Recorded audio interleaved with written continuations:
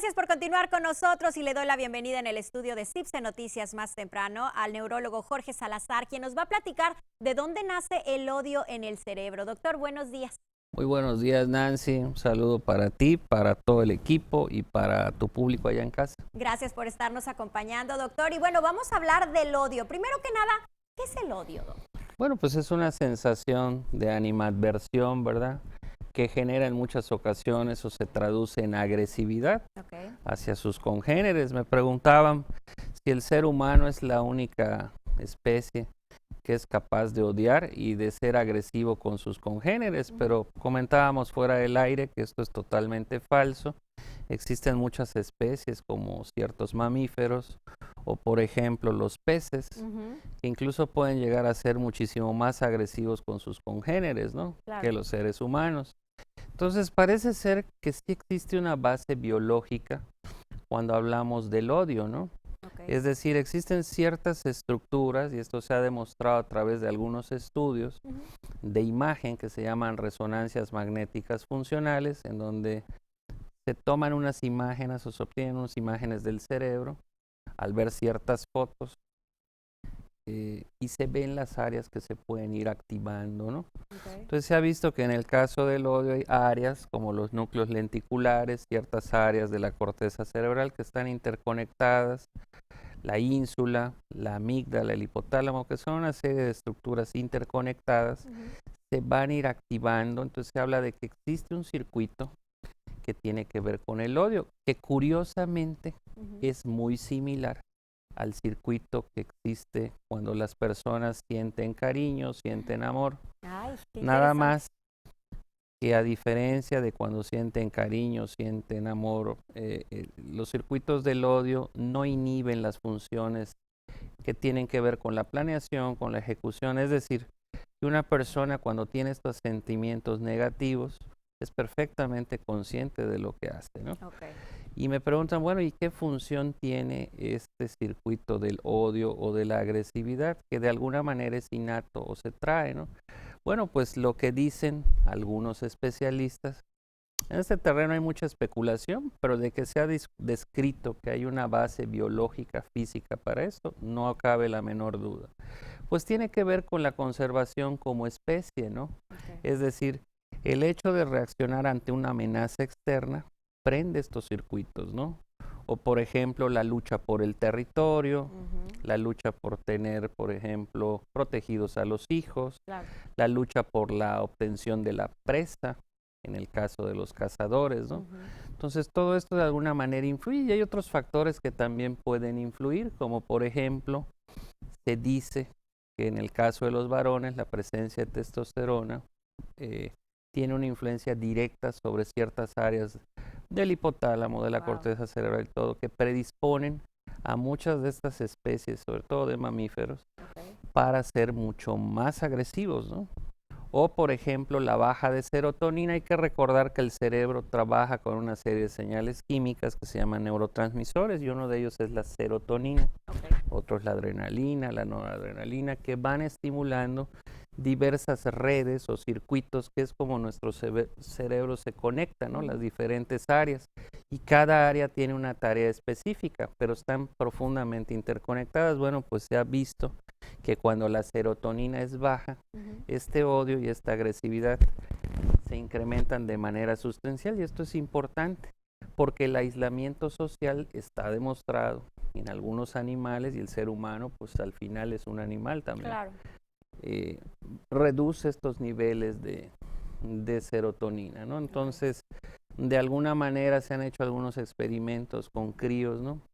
Y se ha visto que cuando los aíslan de sus padres, esto puede generar mayor inseguridad, agresividad, etcétera. Entonces, pues traigo a colación porque acabamos de ver todo esto que ocurre, no solamente en Israel, ¿no? Sino en todo el mundo, ¿verdad? Y cómo este odio hacia las personas puede traducirse en esta agresividad, ¿no? Entonces, mucho de esto puede tener su origen en la formación del individuo, no solamente en esa capacidad que tenemos, que ciertamente la tenemos los seres humanos, y que esa capacidad pues se puede de alguna manera potenciar o se puede disminuir, ¿verdad? Dependiendo de otros factores externos, ¿no? Claro, mientras más información tengamos, siempre va a ser mejor para actuar desde el conocimiento, ¿no, doctor? Bueno, Y bueno, factores externos como el ambiente, el clima, por ejemplo, el calor también puede sí, potencializar el la odio. agresividad en algunas especies, bueno, platicábamos la semana pasada, ¿no? En las épocas de calor, algunos animales tienden a ser más agresivos, como por ejemplo los caninos, ¿no? Los perritos o los gatitos Claro. tienden a, o por ejemplo el uso de drogas que pueden de alguna manera modificar estas sustancias químicas a nivel cerebral, pues pueden incrementar la agresividad. No es un secreto que la gente que a veces cursa con problemas de adicciones a muchos diferentes tipos de drogas, pues pueden tener también cambios en esta conducta, ¿no? Claro. Y generar esta sensación de odio y esta sensación de agresividad, ¿no? Estaba leyendo, doctor, que este proceso emotivo se puede formar en 300 milisegundos, o sea que es algo súper rápido, pero que también una vez que lo sintamos, debemos de conocernos para tener la capacidad de decir, bueno, a mí me funciona respirar un poco, a mí me funciona, no sé, tal vez ponerme a cantar. ¿Cuál es la recomendación como doctor que usted nos podría dar para, pues ahora sí que tratar de bajar? Bueno, y obviamente calmarnos? cada persona pues tiene capacidades Diferentes. diferentes, ¿no? Y cada persona tiene una historia detrás de ella. Decía Claro. un autor, somos el producto, ¿verdad?, de toda nuestra historia de vida.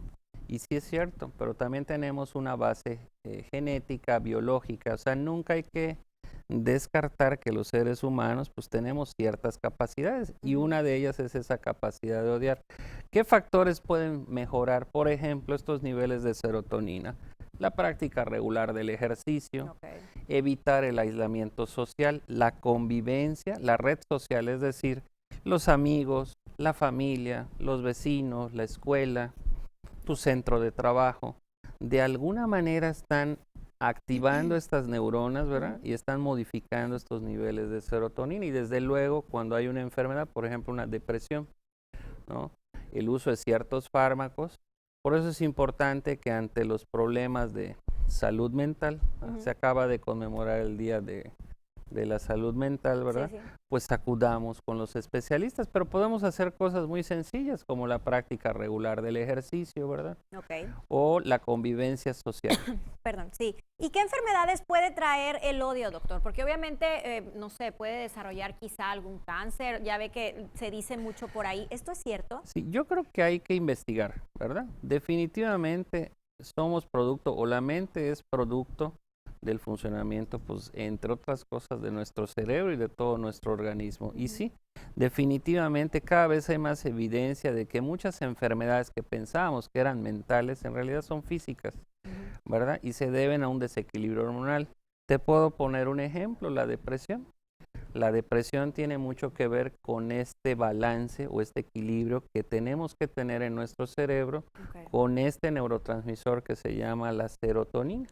Cuando la serotonina baja a niveles por debajo de lo deseable, la persona puede caer en depresión. ¿Y cómo la podemos identificar? Una tristeza, ¿verdad?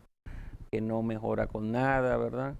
Falta de energía, falta de concentración, entre muchos otros, problemas de sueño, problemas de apetito, que yo creo que la depresión es la gran simuladora. Entonces, de alguna manera, a veces muchas de nuestras dolencias físicas tienen que ver con este problema, ¿no? Claro. Y sí existen bases, se ha visto, ¿verdad?, que en el caso de la neurología hay pacientes que han tenido cuadros depresivos severos durante toda su vida y que 10, 15 años después inician o con un Alzheimer o con una enfermedad de Parkinson. De hecho, se llega a debatir si esta depresión es el inicio de la enfermedad, ¿no? Entonces, se habla de que, por ejemplo, en el Parkinson, una depresión severa puede anteceder la aparición del temblor, de la rigidez. Entonces, hay una relación, ¿no? Y tomar muy en cuenta que pues todo lo que yo hago afecta a mi cerebro, ¿no? Si yo hago ejercicio, si yo como sano, si yo tengo algún factor de riesgo como hipertensión o diabetes, si yo las tengo controladas, pues obviamente a largo plazo y a corto plazo estoy protegiendo mi cuerpo. No es solamente una cuestión de sentirse bien, sino que físicamente mi cerebro va a trabajar mejor. Entonces, para resumir un poquito el tema, doctor, podemos decir que es 50 y 50, se nace con más probabilidad de poder odiar, pero también se adquiere Es correcto. este La sentido. capacidad de odiar y de amar es innata, la tenemos. Ok. Hay áreas del cerebro especializadas, circuitos que tienen que ver con el odio, con la agresividad, y que esta capacidad nosotros podemos potenciarla en un sentido positivo o negativo. Perfecto. Entonces influye mucho lo que nosotros hagamos. Pues a tener cuidado también de nuestro actuar y sobre todo cuando tenemos pequeños en casa que siempre están pues viendo lo que hacemos y cómo lo hacemos, ¿no, doctor? Así es. Pero bueno, muchísimas gracias, como siempre, un tema muy interesante. ¿Dónde lo podemos encontrar? Claro, estamos en el Centro Médico Pensiones, allá en el primer piso, en el consultorio 101. Ya estamos a sus órdenes. Muchísimas sí. gracias. Nos vemos la próxima Nos semana, vemos la doctor. próxima semana, Ya Nancy. dijo, muchas gracias. Y nosotros vámonos a un corte, pero continuamos con más aquí en CIPSE Noticias más temprano. No se vayan.